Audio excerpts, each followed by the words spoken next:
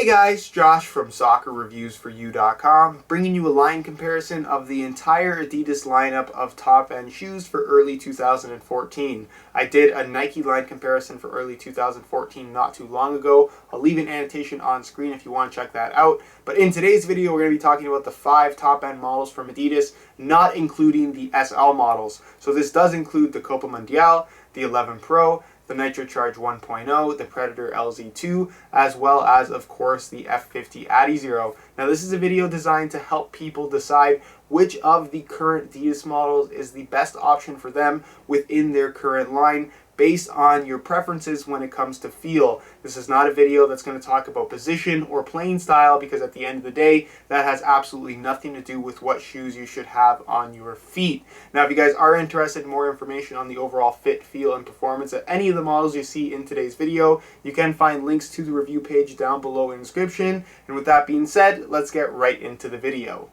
There's a reason why the Copa Mundial has stuck around for so many years now. The boot is still made in Germany, and for what it lacks in modern innovation, it makes up for in overall quality. You get a 100% kangaroo leather upper, and the quality of the kangaroo leather is absolutely phenomenal. If you're looking for something that has a nice soft leather touch on the ball and is just extremely comfortable, the Copa Mundial is one of very few shoes that is pretty much suitable for all foot types. Whether you have extremely wide or extremely narrow feet, it's just a very comfortable shoe overall and provides a nice uniform soft leather touch across the entire foot. It's one of those shoes that I think a lot of people tend to overlook just because it isn't the flashiest and perhaps isn't the best looking by many people's standards. But for the most part, if you're looking for something that is a tried and tested design and something that will definitely be around for another 10-20 years, the Copa Mundial is an absolutely fantastic value and a great performer overall. Arguably the exact opposite of the Copa Mundial, we have the F50 adizero line, which is available in, of course, synthetic and leather upper variations. What makes this such a compelling option is the ultra lightweight design of the cleats themselves, especially the synthetic model that weighs in around 5.6 ounces, making for an incredibly lightweight feel in hand and pretty much a weightless feel on feet. This is achieved by, of course, a one-piece sprint frame construction, which features, of course, a sole plate and a heel counter made out of a thin plastic material. You have the brand new stud pattern layout on the latest edition of the F50 adizero, which in my opinion is a major improvement over all past models. And as far as the synthetic version goes, that is, in my opinion, the better of the two upper variations this time around. Features hybrid touch synthetic, very, very high quality, nice and thin, and at the same time soft and flexible, making for a surprisingly comfortable feel. And if you're really looking for the ultimate barefoot playing experience, right now the F50 adizero is one of the most compelling options currently on the market. If you are interested in the leather upper variation, like I said, in my opinion, it's not quite as good as a synthetic one. It's also not as light. You don't get very much leather on the shoe, just a little bit here in the forefoot and toe box area, whereas the midfoot, from the midfoot back, it's made out of a synthetic material. The feel is by no means bad, but it definitely isn't my first choice for a leather soccer cleat. But if you are looking for something with that F50 adizero sprint frame and some leather on the upper, the leather F50 adizero certainly is not a bad option. My personal favorite boot in Adidas's current lineup is the Predator LZ. This is a shoe that is very unique when it comes to overall feel, due to the fact that it features 5 separate rubberized elements across the upper, which Adidas calls lethal zones. You're going to find rubber strips through the midfoot, a rubberized striking element, what they call the sweet spot, your first touch zone on the top of the forefoot, and then your dribble zone on the outside, all made out of rubber, all featuring their own patterns and textures, and basically the end result is a shoe that provides a lot of additional grip on the ball. And this is something that you're either going to love or it's something that you're going to hate. Should you take a chance on a pair of Predator LZ2s, it's very unlikely that you're going to feel 100% comfortable in them right away. The shoe, because of the excessive grip that it provides, has a bit of what I consider to be a learning curve. But once you get used to using these and once you get used to having all of that extra grip, it really is a unique sensation and a unique type of playing experience that, like I said, I personally came to love once I got used to these shoes, which did take a little bit of time. Like I said, it's not something that I felt comfortable in right away. That partnered with the hybrid touch synthetic upper, which does offer a somewhat leather-like feel. It still is on the thinner side, but very, very comfortable and a nice high quality fit. It's got a very solid feel considering the lightweight construction of the boot. And then of course it does have that sprint frame outsole, which is a little bit more flexible than the standard F50 adizero sprint frame. And then of course you have that standard Adidas stud pattern that we see on various models from the brand. So for the most part, definitely not a shoe for everybody, but if you're looking for something that is truly different or something that's just going to provide a lot of additional grip on the ball, the Predator LZ2 is definitely the best option for you currently on the market. If you were looking for something with a traditional leather upper and the Copa Mundial just isn't your style, something like the Adidas 11 Pro may be something to consider. This is Adidas's modern iteration of a classic design in that it features a high quality calfskin leather upper that is modified with the inclusion of memory foam running through the forefoot as well as in the tongue area of the boot.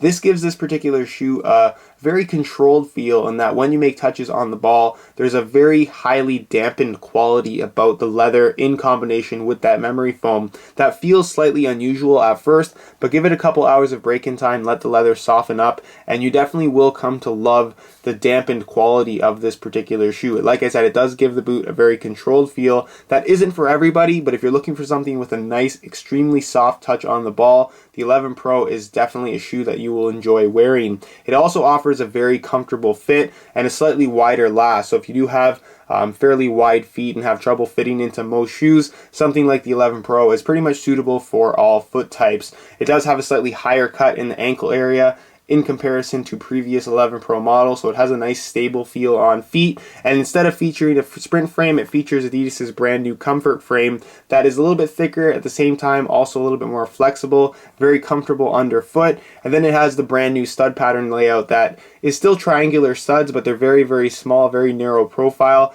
They kind of feel more like conical studs if you ask me, and because of their narrow profile, they penetrate the ground very, very easily, providing some really good traction at push-off, but at the same time, when planted, you still have a decent amount of maneuverability due to their more conical-like design.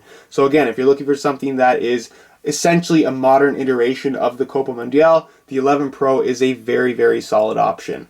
The Nitrocharge 1.0 is one of those shoes that I feel has gone undervalued over the last couple of months, especially when you consider what it actually has to offer. It's a very bold design by Adidas, running with the concept of providing additional protection without adding extra bulk or weight to the shoe, something that they successfully have done with the Nitrocharge 1.0. As far as protective elements go, you have your padding kind of inserted into the Hybrid Touch synthetic area right in the toe box. It not only provides that little bit of additional protection along with the natural softness of the Hybrid Touch synthetic, but it also does act as somewhat of a cushioned control element in that the foam doesn't take away from your touch on the ball, but like I said, does add a slightly cushioned feel that you wouldn't normally have. You also have your protective mesh material running through the midfoot and Achilles area, which again does a really good job of providing decent impact protection without adding extra bulk or weight to the shoe. You have your foam pads going around the Achilles tendon guard area. Again, an absolutely fantastic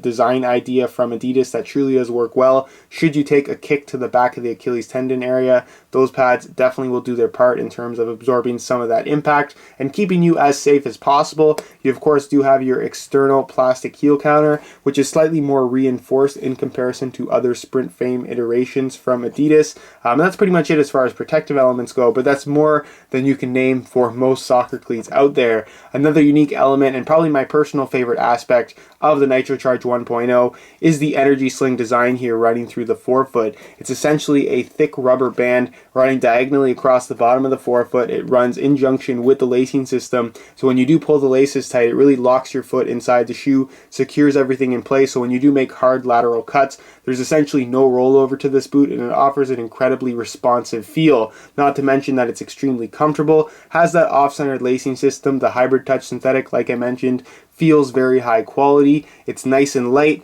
and of course you do have that classic Adidas stud pattern that isn't my personal favorite, but a lot of people like it, and for the most part it performs pretty well. So that's pretty much it for the Nitrocharge 1.0. Again, if you're looking for something that is very unique, extremely responsive, and at the same time very protective, this is definitely a boot to consider in that it is really the only boot of its kind currently out there on the market.